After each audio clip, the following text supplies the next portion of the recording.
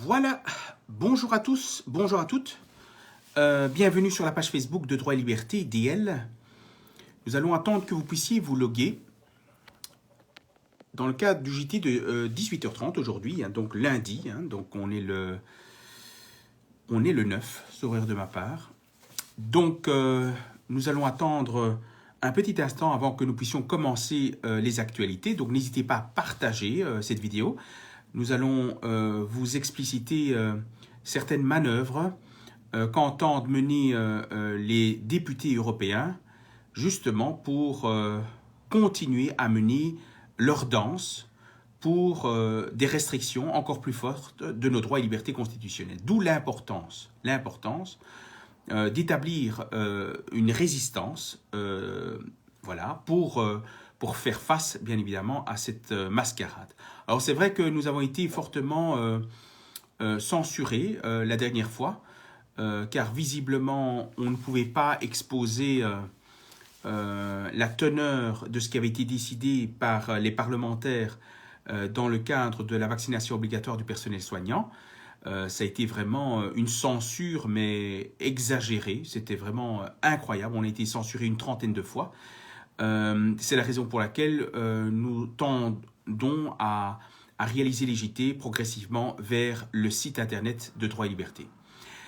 Ça, c'est la première chose. Donc, n'hésitez pas donc à partager un maximum cette vidéo. Alors, avant de commencer les actualités, les amis, je tenais d'abord à vous faire part donc, de deux points importants.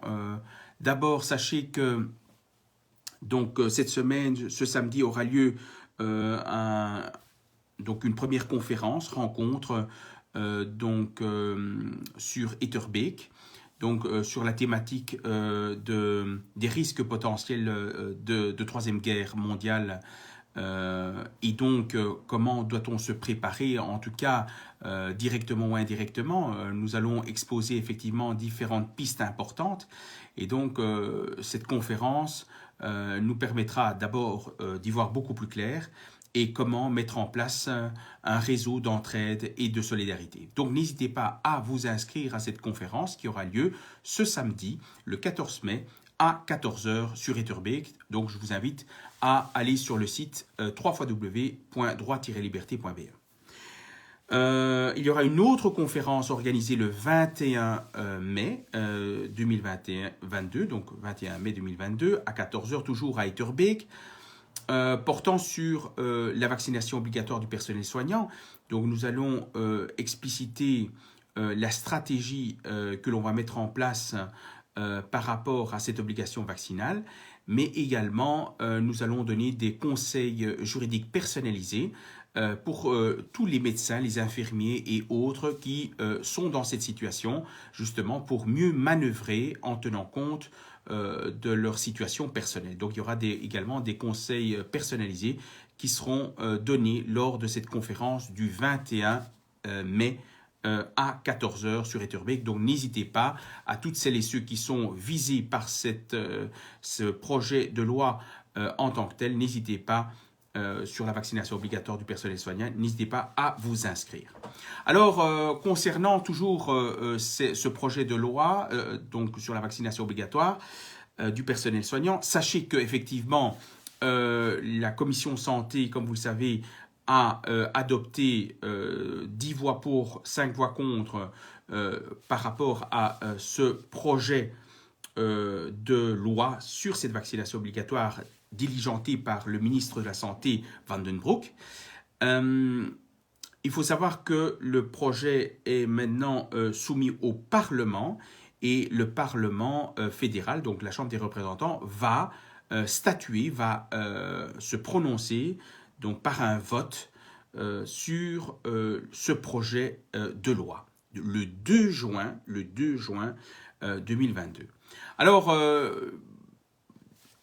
il faut savoir simplement une chose, c'est que pour ne pas être trop censuré, parce que je sais qu'on va me couper, donc alors je préfère le dire sous un angle plus gentil.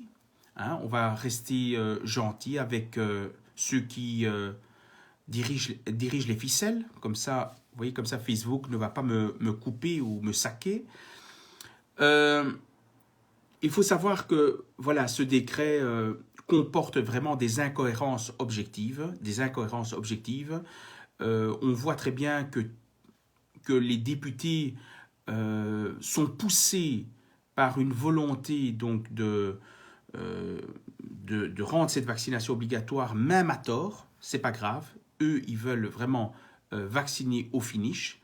D'abord le personnel soignant, et puis ça sera étendu à l'ensemble de la population. Et donc, il est important que nous établissons une résistance de force à cet égard. C'est pour ça que Droit et Liberté va rédiger un courrier circonstancié au niveau juridique à l'égard des députés. Des députés de la Chambre des représentants, donc encore cette semaine-ci. Ce courrier sera envoyé au président de la Chambre des représentants et elle sera aussi publiée sur le site de Droit et Liberté sous forme de pétition. Pour montrer aux députés que la population n'est pas d'accord avec les objectifs poursuivis par les députés, notamment sur la vaccination obligatoire du personnel soignant, en montrant du doigt les absurdités de ce projet, vraiment les absurdités objectives de ce projet, mais également les responsabilités au niveau civil et pénal engendrées par cette faute ou négligence fautive dans le chef de l'État dans l'exercice du pouvoir législatif. Alors, c'est la raison pour laquelle nous allons rédiger un courrier circonstancié et j'inviterai toutes celles et ceux qui nous regardent, mais également qui consultent le site de Droit et Liberté, de signer cette pétition parce que nous désirons être entendus, nous, Droit et Liberté, ainsi que plusieurs médecins désirent prendre la parole par rapport au Parlement pour relater finalement ces absurdités objectives, tant au niveau médical que juridique, par rapport à cette vaccination obligatoire du personnel soignant. Donc, nous allons les mettre en demeure. Il y aura une mise en demeure. C'est un courrier circonstancié de mise en demeure à l'égard des députés.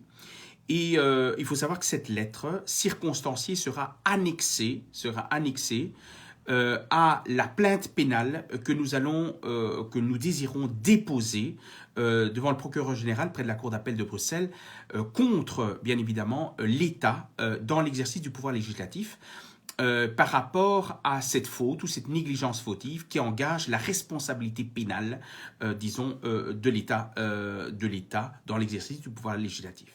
Donc il faut savoir que donc l'État, donc le Parlement doit savoir que ils ne peuvent pas agir de manière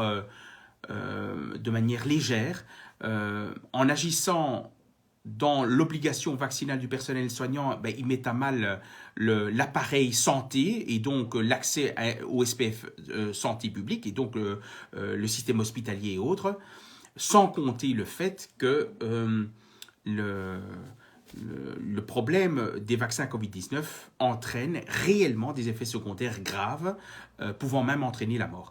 D'ailleurs, à ce propos, donc il y aura une lettre de mise en demeure circonstanciée publiée sur le site de Droit et Liberté et je vous inviterai à la signer et les signatures seront communiquées au Parlement fédéral. Ça, c'est la première chose. Elle sera disponible, à mon avis, entre mercredi et jeudi maximum. Sur le site de Droit et Liberté, on vous tiendra informé par le biais de la newsletter, donc n'hésitez pas à vous inscrire. Ça, c'est une chose.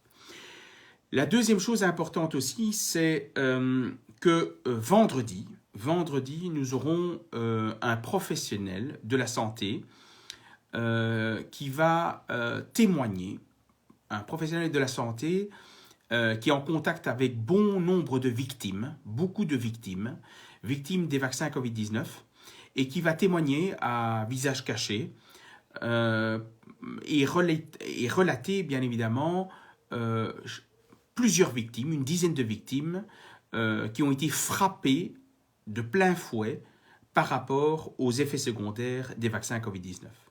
Et donc, c'est important que vous puissiez entendre, bien évidemment, la réalité de ces faits, justement, et je m'adresse surtout à certains politiciens, je ne sais pas comment je dois les appeler, à ces gens-là qui pensent que la vérité est toute simple et toute sûre. Donc pour se rendre compte qu'en réalité, on joue avec la vie des gens. Et je ne trouve pas ça normal. Je ne trouve pas normal qu'on ne débatte pas des effets secondaires de ces produits foireux. Je ne trouve pas ça normal qu'on cache la vérité aux citoyens. Je ne trouve pas ça normal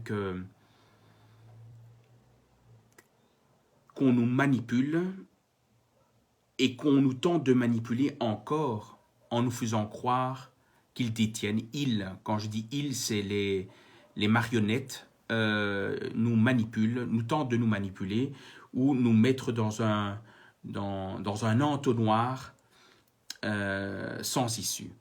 Alors, de toute façon, la résistance, elle est là. Nous allons nous battre jusqu'au bout, de toute façon. Et d'ailleurs, on n'a pas le choix. On va se battre, de toute façon, et dans tous les cas.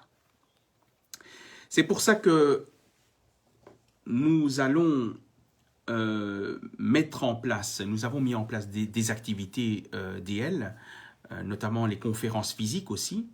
Alors sachez, pour toutes celles et ceux qui aussi désirent nous rencontrer, nous entendons mettre en place aussi des soirées de rencontres entre citoyens autour d'un bon thé, berbère. Hein, bon, pour toutes celles et ceux qui aiment le thé berbère, moi j'ai pu avoir la chance de goûter un thé fabuleux de Giorgio, hein, qui nous a vraiment sublimé toujours grâce à ce thé magique. Et nous allons faire des soirées où on va se mettre autour donc d'un grand salon, hein, d'une cinquantaine de personnes autour d'un feu, et nous allons pouvoir discuter ensemble de ce qu'il faut mettre en place justement pour faire face à cette mascarade. Alors pour le reste, sachez que nous avons Droit et Liberté a mis en place 4 actions judiciaires. Donc il y en a 2 qu'on avait annoncées et 2 qu'on a mis maintenant en place pour cadenasser la stratégie juridique dans son ensemble par rapport à la question de la vaccination Covid-19. Alors la première action, pour rappel très rapidement, la première action porte sur une action en responsabilité civile contre l'État dans l'exercice du pouvoir exécutif contre l'Agence européenne des médicaments ainsi que contre les producteurs de vaccins pour avoir justement mis sur le marché des vaccins qui ont eu un impact sur la santé des citoyens. Il faut savoir que nous avons eu bon nombre de témoignages écrits de personnes, des jeunes aussi, des jeunes personnes qui se sont fait vacciner, qui avaient une santé d'enfer avant le vaccin, et après le vaccin, la santé a été touchée de plein fouet. Et donc, nous allons entamer une action en responsabilité civile, justement pour obtenir réparation du préjudice causé. Et donc, toutes celles et ceux qui sont victimes du vaccin Covid-19, n'hésitez pas à nous écrire à l'adresse de l'association parti.droit.liberté@gmail.com. parti.droit.liberté@gmail.com. N'hésitez pas à nous écrire pour que vous puissiez vous joindre à cette action en tant que telle. Donc, c'est une première action que l'on a annoncée il y a une semaine. Nous avons indiqué que pour la cagnotte judiciaire, il nous fallait 15 000. Nous avons atteint la cagnotte de 2205 €, 2205 € sur 15 000 pour cette action judiciaire en responsabilité civile. Donc, n'hésitez pas à nous soutenir pour exercer cette action judiciaire. Donc voilà, donc n'hésitez pas à faire un don et donc je mettrai un lien au-dessus de la vidéo à la fin du JT pour que vous puissiez avoir toutes les informations pour faire un don. Alors la deuxième action judiciaire, comme vous savez, c'est une action contre l'ordre des médecins. En fait, l'ordre a sanctionné bon nombre de médecins et encore un médecin gynécologue qui est attrait devant l'ordre des médecins pour, voilà, tout simplement dans le cadre de la vaccination Covid-19 et dans le cadre de la gestion de cette crise, poursuivi en application du code de déontologie médicale. Alors, il faut savoir que ce code de déontologie médicale, comme je l'ai expliqué très brièvement la fois passée, est un code qui doit respecter la loi et la Constitution. Le problème, c'est que la manière dont le code a été rédigé et comment il est appliqué a pour effet de mettre à mal non seulement la loi du 22 août 2002 sur les droits du patient, mais également aussi met à mal certaines dispositions constitutionnelles, dont notamment la liberté d'expression qui ne peut pas être restreint par un code de déontologie qui a une valeur inférieure à la loi. Donc, c'est la raison pour laquelle nous désirons exercer une action en responsabilité contre l'ordre des médecins pour avoir mis à mal l'image, la réputation de tous ces médecins qui ont été sanctionnés par l'ordre des médecins. Donc, une cagnotte a été demandée, donc une cagnotte a atteint de 15 000 € et nous avons pour l'instant la somme de 1 715 €. 1 715 € de dons. Donc, n'hésitez pas à faire un don si vous désirez soutenir cette action. Alors, il y a maintenant deux nouvelles actions importantes, toujours dans le cadre de la vaccination, parce que le but étant de fermer toutes les portes des politiciens belges pour que justement elles s'inscrivent dans une stratégie d'ensemble. Alors, donc la troisième action judiciaire que nous désirons diligenter. Elle est même publiée sur le site de Droit et Liberté. Attendez que je la prends ici. Alors, la troisième action, c'est bien évidemment, vous savez que le 2, comme je l'ai dit, le 2 juin, il faut s'attendre à un vote positif donc de cette loi sur la vaccination obligatoire du personnel soignant. Et donc, nous désirons exercer une action en annulation et suspension devant la Cour constitutionnelle. Le but de cette action en suspension permettra dans un délai très court, si la Cour constitutionnelle nous donne raison, de pouvoir suspendre les effets de la loi, de cette loi qui serait votée. Et donc, bien évidemment, ça a pour conséquence que les sanctions irrelatives sont également suspendues, de sorte à ce que on puisse bien évidemment bloquer la stratégie qu'entendent mener bien évidemment les politiciens. Donc c'est une action qui est très importante à exercer, une action en suspension qui peut être obtenue très rapidement dans un délai maximum de 2 mois à dater de l'exercice du recours et donc en suspension et annulation devant la Cour constitutionnelle sur la question de la vaccination obligatoire du personnel soignant. Donc c'est une nouvelle action que je vous propose de soutenir. Et donc, si vous désirez soutenir cette action, n'hésitez pas à faire un don à cet égard. Et alors, une dernière action, une action très importante, très importante aussi, c'est la question de la mise en danger de la population. Il faut savoir que le fait que les ministres ont déclaré, je cite, que le vaccin était sûr et efficace alors qu'il y a bon nombre de personnes qui se sont fait vacciner et qui ont eu des effets graves de la maladie liés à l'injection vaccin Covid-19, eh bien, il s'agit d'une infraction. Il s'agit d'une infraction pénale. Donc c'est une mise en danger de la population, bien évidemment une mise en danger, mais c'est aussi des coups et blessures, que ce soit volontaires ou involontaires, peu importe, mais en tout cas coups et blessures même involontaires, qui a entraîné bien évidemment un préjudice, mais également une mise en danger de la population. Et ça, c'est une infraction pénale une infraction pénale qui a été commise justement par les ministres, et en l'occurrence le ministre de la Santé Van den Broek, et donc, bien évidemment, il est important que cette action puisse être exercée. Alors pourquoi, quel est l'intérêt d'exercer cette action? C'est parce que il faut savoir que les conditions de la responsabilité civile rentrent en ligne de compte dans le cadre des éléments infractionnels. Donc ça signifie en substance que, si les éléments de la responsabilité civile sont remplis, il se pourrait effectivement que ce soit constitutif d'une infraction. Et en l'occurrence ici, nous estimons que infraction il y a. Et donc, nous voulons déposer cette plainte pénale contre ces ministres, et en l'occurrence le ministre de la Santé. Et donc, si vous soutenez cette action, n'hésitez pas à faire un don, tout simplement. Donc, toutes les informations sont sur le site www.droit-liberté.be, mais je mettrai pour votre facilité un lien sur cette vidéo, juste au-dessus de cette vidéo, à la fin de ce JT. Voilà les amis, maintenant nous allons commencer, désolé si j'ai été un peu long, mais c'est quand même très important de vous indiquer toutes ces informations-là parce qu'il faut préparer la résistance.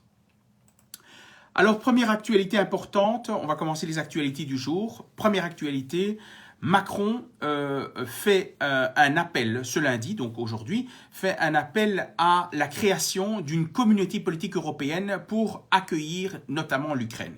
Donc visiblement, vous savez que l'adhésion d'un nouvel État membre à l'Union européenne nécessite un vote à l'unanimité des 27 pays membres de l'Union européenne. Eh bien, il faut savoir qu'il y a certains États qui sont réticents à l'adhésion d'autres États, dont notamment l'Ukraine, et Emmanuel Macron essaye donc de faire une campagne, visiblement une campagne politique, pour essayer de manœuvrer et d'exercer les pressions pour manipuler donc toute la communauté européenne à agir dans un sens déterminé. Alors bien évidemment, l'adhésion de l'Ukraine à l'Union européenne, alors qu'on est dans le cadre d'un conflit entre Russie Ukraine avec des bombardements et autres, ne va certainement pas favoriser la paix. C'est évident, c'est d'une évidence implacable. Et donc, bien évidemment, Emmanuel Macron fait cet appel et comme par hasard, nous avons la charmante dame en rouge. Je trouve qu'elle incarne Jupiter. Vraiment, Jupiter. Alors, à savoir Van der Leyen. Non, j'aurais pas dû prononcer parce qu'on risque de me couper là. Van der Leyen qui dit ceci. Donc en fait, donc il faut savoir, elle annonce déjà, Van der Leyen, donc la présidente de la Commission européenne, annonce qu'elle va prendre position en juin sur la candidature de l'Ukraine. Et elle dit qu'elle attend bien évidemment un certain nombre de réponses de l'Ukraine par rapport à l'adhésion à l'Union européenne. Et la Commission a l'intention de statuer en juin, dit-elle. Ce qui m'a choqué, vraiment, juridiquement, je parle, choqué juridiquement, parce que vraiment, c'est vraiment du foutage, je ne sais pas si je peux dire le foutage de gueule. Alors, en tout cas, c'est presque tout comme. Elle dit ceci, je cite. « J'ai toujours soutenu que, dit-elle, donc Van der Leyen, dit-elle, j'ai toujours soutenu que le vote à l'unanimité dans certains domaines clés n'a tout simplement plus de sens. Au Parlement européen à Strasbourg. Elle s'est dite même prête à réformer l'Union européenne, y compris en changeant les traités si nécessaire. Elle a également plaidé pour l'abandon du vote à l'unanimité des 27 dans des domaines clés. Donc, ça signifie en substance que si les efforts qui sont déployés par Emmanuel Macron a essayé de faire de la campagne non plus vaccinale, mais de la campagne politique pour ameuter tous les politiciens européens et les chefs d'État à voter pour, parce que c'est ce qu'il est en train de faire, Emmanuel Macron est en train de faire du lobbying politique, pour essayer de mettre la pression de certains pays, à l'égard de certains pays, qui ne sont pas favorables à l'adhésion de l'Ukraine à l'Union européenne. Il est en train de faire du lobbying. Ursula von der Leyen l'a dit. S'il n'y a pas de vote à l'unanimité des 27, vous savez ce qu'elle va faire? Très simple, hein? Elle modifie les règles. Elle va indiquer que pour l'adhésion à l'Union européenne, il ne faudra pas l'unanimité, il faudra la majorité simple ou la majorité qualifiée. Et la solution est faite. Donc vous avez des règles fixées par l'Europe, et comme ces règles ne sont plus d'actualité suivant ceux qui les ont placées, ces règles, ils vont modifier les règles. Donc s'il n'y a pas l'unanimité des 27 pays, ils vont modifier les règles pour que l'Ukraine adhère à l'Union européenne. Vous vous rendez compte? Ça, c'est ce qu'on appelle le respect de l'état de droit. On respecte les règles, pour ne pas les violer, on les modifie. Moi, je trouve qu'ils sont vraiment très beaux, les politiciens. Zut, je ne dois pas dire les politiciens parce que sinon on va me couper. Les pantins. Les pantins, ils sont beaux. Et les marionnettistes aussi. Il ne faut pas les oublier aussi. Mais les marionnettistes, on ne les voit pas. Ils sont encore plus hauts. Alors, donc, vous voyez, donc, ça c'est ce qu'on appelle l'état de droit actuellement, dans le langage courant, l'état de droit, c'est-à-dire que on change les règles pour ne pas les violer. C'est beau, la démocratie. C'est beau. Et c'est pour ça que Droit et Liberté avait dit, à l'époque, donc il y a 2 ans, avait dit que la démocratie, je vais vous lire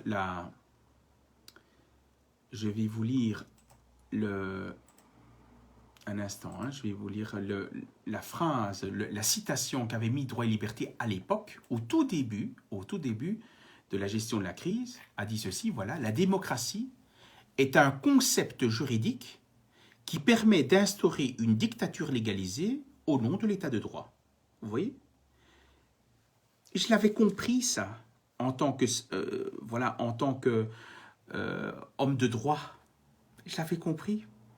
On nous prend pour des nouilles. Voilà. Malheureux tout ça, hein. Malheureux. Alors, on continue les actualités.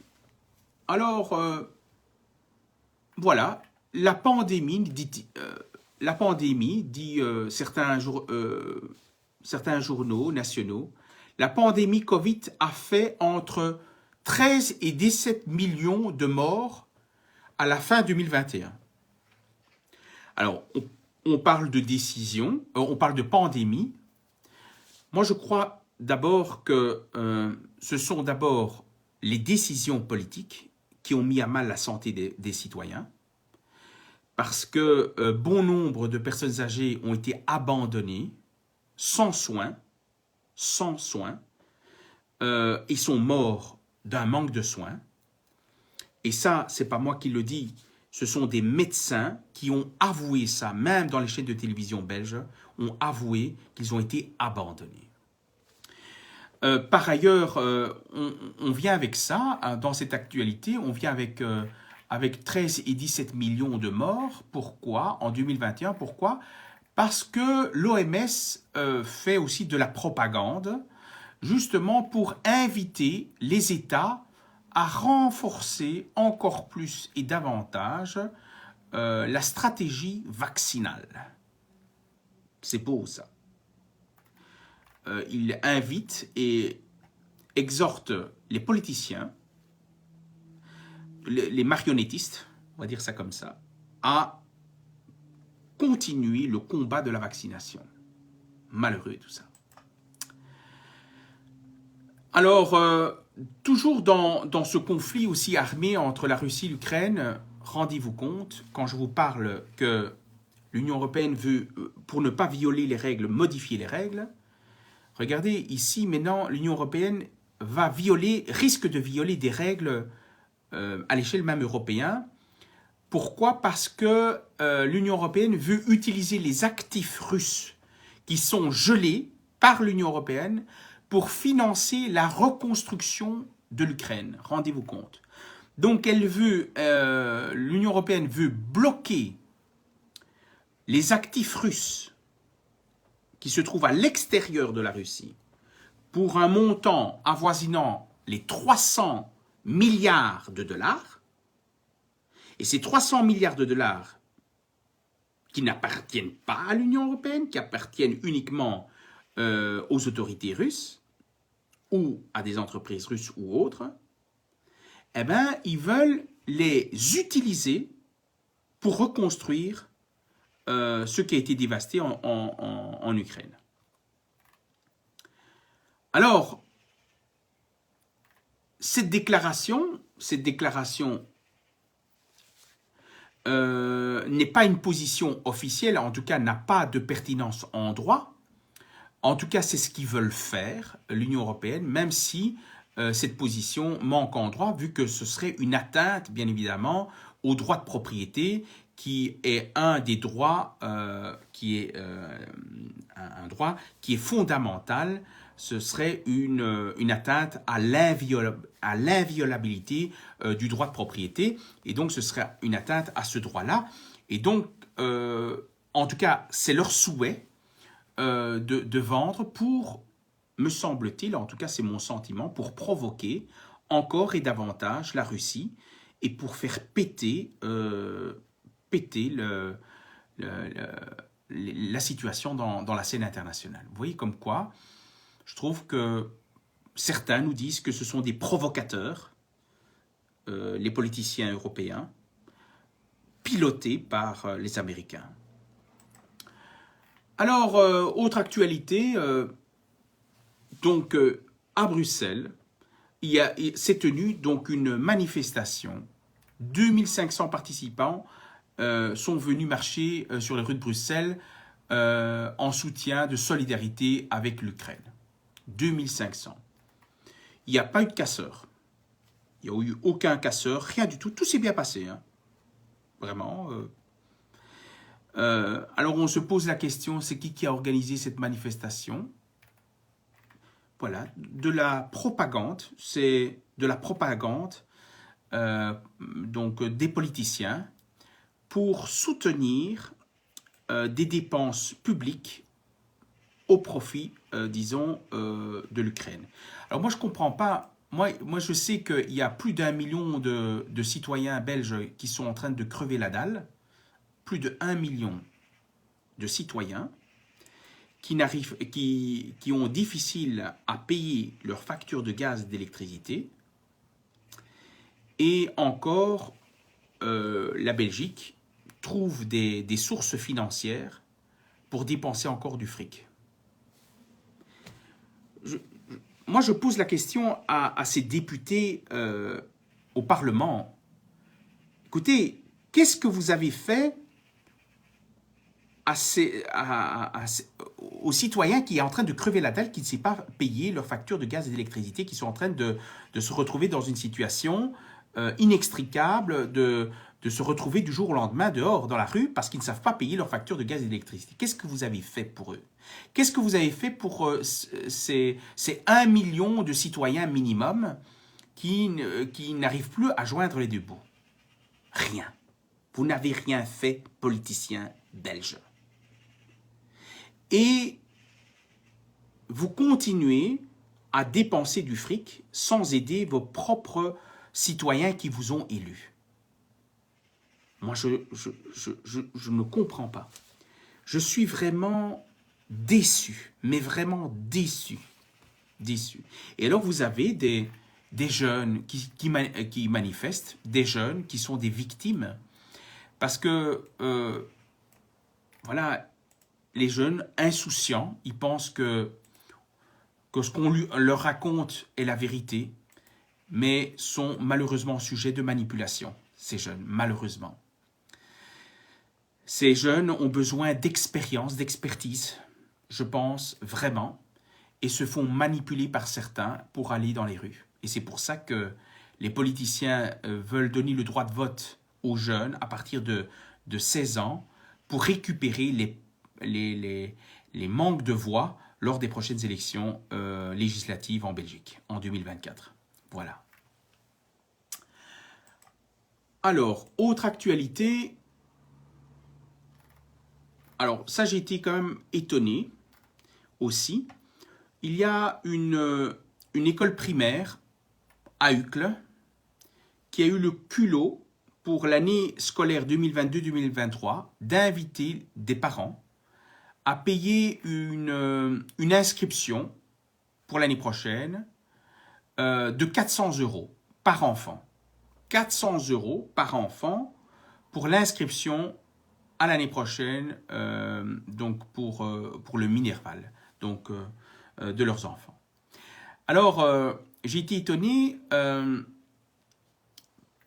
parce que je pense qu'il y a un risque qu'on arrive à cette situation-là de manière généralisée. Il y a quelque chose qui m'indique que, compte tenu de la crise intense qu'il y a en termes de deniers publics, il y a de moins en moins d'argent parce que les politiciens dépensent de plus en plus d'argent. Je pense qu'on va arriver dans un système où il devrait y avoir une contribution. Il y a un risque que les politiciens nous invitent à payer un Minerval minimum pour inscrire nos enfants à l'école. Vous vous rendez compte? Je pense que l'État se retrouve vraiment dans la dèche la plus totale. Et il y a ce risque que ça arrive, qu'on va nous faire douiller. Vous vous rendez compte, un service public où on paye des impôts pour financer l'enseignement, eh bien, on va nous demander de payer ensuite. Je pense que c'est un test, cette annonce de cette école d'Uccle. Ils veulent voir comment les gens réagissent. Encore de la manipulation. Alors, Theo Franken, aussi, autre actualité, Theo Franken, donc un des membres du parti N-VA, a indiqué au Vlaams Belang, je cite, « Ne vous présentez pas aux élections, s'il vous plaît. » En fait, je pense sincèrement que les partis politiques, que ce soit les partis politiques francophones, que ce soit la N-VA et les autres partis néerlandophones, ont visiblement et objectivement, j'ai le net sentiment objectif, c'est un sentiment, mais c'est un sentiment basé sur des éléments objectifs, qu'ils ont la trouille, mais une grosse trouille, que le Vlaams Belang prenne de plus en plus de poids. Et vous savez pourquoi? Parce que très simplement, les partis traditionnels nous ont trahis. Nous, citoyens, nous, électeurs, on nous a trahis. Ils ne nous représentent plus. Ils ne représentent plus les intérêts des citoyens. Et les citoyens en ont marre de ça. Et donc là, ils savent que les citoyens en ont ras la cuillère. Et ils essayent de trouver toutes les astuces possibles, tous les jeux possibles, les accords possibles pour voir si les pantins pourront continuer, disons, à jouer le jeu dans le cadre d'un programme plus global. Voilà. Je dis pantin parce que je n'ai pas envie qu'on me censure. Même si je sais très bien que ceux qui prennent les décisions, à savoir les élus, exécutent ce qu'on leur demande de faire et donc ne nous représentent plus. En tout cas, c'est mon sentiment personnel et c'est le sentiment qui est partagé par bon nombre de citoyens. Alors, comme je vous disais, par rapport au conflit armé Russie-Ukraine, eh ben, le sentiment que j'ai eu personnellement par rapport à cette manipulation internationale, où on jette de l'huile, où les Occidentaux jettent de l'huile sur le feu pour que on suscite de plus en plus le risque de guerre, eh ben même le pape l'a dit. Même le pape. Rendez-vous compte. Tout en dénonçant l'intervention de l'armée russe, en Ukraine, le pape François appelle à la diplomatie et fait valoir que les aboiements de l'OTAN à la porte de la Russie ont pu pousser Moscou à mal réagir et à déclencher le conflit. Donc, vous vous rendez compte que vous avez le pape qui, lui, dit clairement que les politiciens sont pas foutus de faire ce qu'il faut faire pour éviter la guerre et instaurer la paix. Mais en plus, il considère que les décisions qui sont prises par les politiciens européens, eh ben, poussent, bien évidemment, est une mauvaise solution parce qu'elle pousse à ce que le conflit puisse perdurer. Même le pape le dit. Par contre, les politiciens français et européens, eux, ils ont des œillères, comme les chevaux. Ils ne voient pas ça, eux. Ils sont payés grassement, mais ils ne voient pas ça. Ils ne voient pas ou ne peuvent pas voir. Ils ont les mains enchaînées. Ils sont esclaves d'un plan plus global. On nous fait croire qu'ils peuvent décider, mais ils ne peuvent rien décider du tout. Pourquoi? Parce que le système est verrouillé. Et les citoyens doivent se réveiller. C'est pour ça que nous devons être soudés. C'est pour ça que nous devons être déterminés. Déterminés à faire un front. Un front qui ramène les politiciens à la réalité des besoins du peuple. Nous avons besoin de montrer notre détermination. Et c'est la raison pour laquelle notre détermination doit passer aussi par des moments de rencontre, de solidarité. Et c'est pour ça que Droit et Liberté va organiser des activités diverses, des rencontres, par exemple boire un thé ensemble, un thé, donc de faire des activités quelconques, un barbecue et autres, justement pour qu'on puisse se renforcer et être convaincus qu'ensemble, nous irons très loin. Et aussi pour permettre à ceux qui se sentent seuls de montrer qu'on est avec eux, que nous ne sommes pas seuls, que toutes les personnes qui nous regardent, certaines personnes qui nous regardent sont peut-être seules parce qu'ils se sentent seuls et donc il faut tendre la main, leur tendre la main pour qu'ils se sentent, voilà, pour qu'ils se renforcent dans cette lutte et ce combat. Donc, nous devons faire notre travail qui est de nous unir et d'aider ceux qui en ont besoin. Et donc, nous avons toutes et tous, cette volonté donc déterminée d'agir dans ce même combat. Donc voilà les amis, donc je pense avoir tout dit. N'hésitez pas donc à partager un maximum cette vidéo. N'hésitez pas à vous inscrire à la conférence de cette semaine. Donc, il y a 2 conférences cette semaine-ci, le 14 mai et le 21 mai. Donc, je vais mettre le lien aussi sur au-dessus de la vidéo. Et alors, n'hésitez pas à faire un don pour les actions judiciaires, car dès que la cagnotte est réalisée, eh ben, nous allons exercer les actions en tant que telles. Voilà les amis, en tout cas, je vous embrasse fortement, fortement. Ne vous inquiétez pas, ne vous découragez pas. En tout cas, nous sommes réalistes et nous sommes vraiment déterminés, je vous assure, déterminés dans ce combat,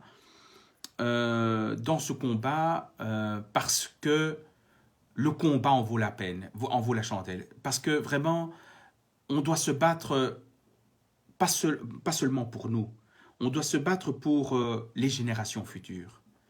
On doit se battre pour préserver, préserver ce que l'on a et éviter que on se retrouve esclave dans un schéma où on n'aura plus rien à dire et on risque de se retrouver dans un schéma de contrôle. Donc c'est pour ça que nous devons nous battre jusqu'au bout et on va se battre jusqu'au bout. Et en tout cas, merci à toutes et à tous de nous suivre et de nous faire confiance. On vous aime fortement et ensemble, on va y arriver. Allez les amis, à demain, toujours 18h30 et à très bientôt. Ciao.